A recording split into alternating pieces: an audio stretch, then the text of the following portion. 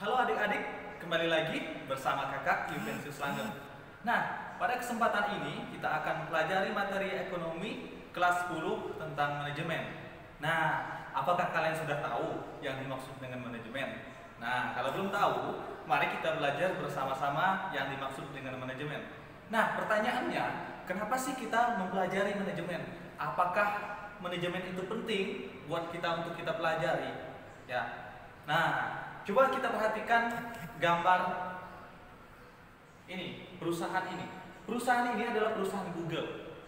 Ya, perusahaan Google ini membutuhkan yang namanya perencanaan, pengorganisasian, pengawasan sehingga tujuan yang sudah ditetapkan dapat tercapai dengan maksimal, dengan baik. Nah, ternyata manajemen itu penting. Buat kita sebagai pelajar, manajemen juga penting untuk memanajemenkan waktu, memanajemenkan keseharian kita, memanajemenkan tugas kita dan sebagainya. Semuanya membutuhkan manajemen.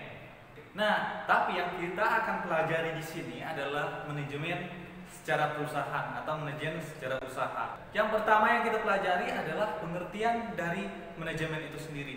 Apa sih yang dimaksud dengan manajemen? Mari kita bahas pengertiannya dulu. Menurut beberapa para ahli, ternyata manajemen itu yang pertama dapat dikelompokkan manajemen sebagai seni. Kemudian manajemen sebagai ilmu pengetahuan. Kemudian manajemen sebagai proses. Nah, yang pertama di sini kita bahas adalah manajemen sebagai seni. Manajemen sebagai seni adalah seni untuk menyelesaikan pekerjaan melalui orang lain. Nah, itu manajemen sebagai seni. Selanjutnya adalah manajemen sebagai ilmu pengetahuan.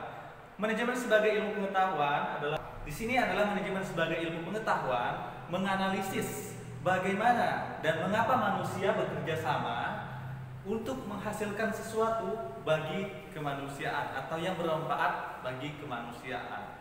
Nah, yang ketiga adalah manajemen sebagai proses. Proses perencanaan, proses pengorganisasian, proses kepemimpinan, dan proses pengawasan. Nah, yang dilaksanakan di setiap usaha, di setiap perusahaan adalah manajemen yang kelihatan, yang selalu kelihatan adalah manajemen sebagai proses. Karena setiap perusahaan membutuhkan yang namanya proses perencanaan, proses pengorganisasian atau organisasi, mengelompokkan, kemudian kepemimpinan dan pengawasan untuk mencapaikan produk yang bagus, yang maksimal, sehingga ada pengawasan yang bagus juga. Nah, itu tadi kita sudah membahas mengenai pengertian dari manajemen itu sendiri. Nah, kira-kira apakah kalian sudah paham yang dimaksud dengan manajemen sejauh ini? Nah, kalau belum paham, kita akan lanjutkan mengenai fungsi dari manajemen. Nah, fungsi dari manajemen ada 4. Yang pertama adalah fungsi perencanaan. Tentu saja merencanakan segala sesuatu terlebih dahulu. Yang kedua ini adalah fungsi pengorganisasian, mengorganisasikan atau mengelompokkan orang-orang yang bekerja. Yang ketiga adalah fungsi pelaksanaan, berarti melaksanakan setiap proses yang ada di perusahaan tersebut. Kemudian yang fungsi keempat adalah fungsi pengawasan. Pengawasan produk, pengawasan mutu, pengawasan kualitas dari perusahaan tersebut. Nah, yang pertama ini kita akan pelajari tentang fungsi perencanaan dulu. Nah, kira-kira dalam fungsi perencanaan itu apa saja sih yang harus dilakukan dalam perencanaan perusahaan? Nah, seorang manajer ataupun seorang direktur perusahaan tersebut harus memikirkan beberapa pertanyaan, yaitu 5W plus 1H ini. Ya, dalam 5W1H ini adalah pertanyaan mendasar yang harus ada dalam perencanaan. Menjawab pertanyaan 5W plus 1H ini. Apa saja sih pertanyaannya? Coba kita perhatikan. Nah, pertanyaan yang pertama adalah pertanyaan tentang apa. Nah, kalau bertanya tentang apa berarti menanyakan tentang apa sih yang mau dihasilkan. Apa sih yang mau dihasilkan dari perusahaan itu, atau apa sih tujuan perusahaan itu? Misalnya di sini adalah menghasilkan handphone. Nah, apa yang mau dihasilkan berarti handphone. Nah, itu pertanyaan yang pertama yang harus dimiliki seorang direktur atau seorang manajer. perusahaan tersebut. Pertanyaan yang kedua adalah pertanyaan tentang mengapa. Ya, berarti menjawab atau bertanya tentang mengapa sih menghasilkan produk tersebut, mengapa sih tujuannya seperti ini. Pertanyaan itu harus dijawab seorang direktur dari perusahaan. Mengapa sih harus handphone seperti ini? Mengapa harus handphone yang dihasilkan perusahaan ini? Kenapa gak yang lain? Itu harus dijawab oleh direktur dari perusahaan tersebut. Pertanyaan yang ketiga adalah pertanyaan tentang di mana. Ya, berarti kalau menanyakan di mana, berarti menanyakan tentang lokasi dari perusahaan tersebut. Di mana sih lokasi perusahaan ini, perusahaan handphone ini berada? Apakah tempatnya strategis? Apakah tempatnya dekat keramaian? Atau bahkan ada tempat yang misalnya jauh dari tempat keramaian? Atau tempatnya dekat dengan bahan baku dari perusahaan tersebut? Nah, pertanyaan yang keempat adalah pertanyaan berkaitan dengan waktu. Kapan? Pertanyaan kapan? Kapan sih dimulainya perusahaan ini? Mau dimulai kapan? Kemudian kapan sih diselesaikan satu produk ini, kapan selesainya? Nah, terus kapan sih akan mendapatkan modalnya kembali? Kapan sih kita mendapatkan keuntungannya? Bertanya tentang waktunya, kapan? Terus pertanyaan selanjutnya adalah pertanyaan tentang siapa? Bertanya tentang orang. Tentang orang yang dikelompokkan, tentang orang yang melakukan pekerjaan, tentang orang yang melakukan pengawasan di perusahaan tersebut.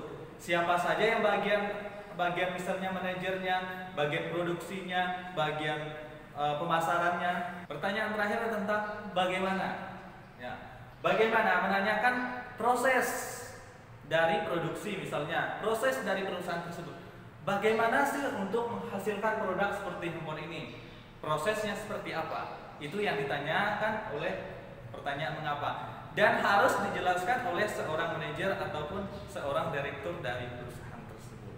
Nah, kira-kira apakah kalian sudah paham berkaitan dengan perencanaan ini?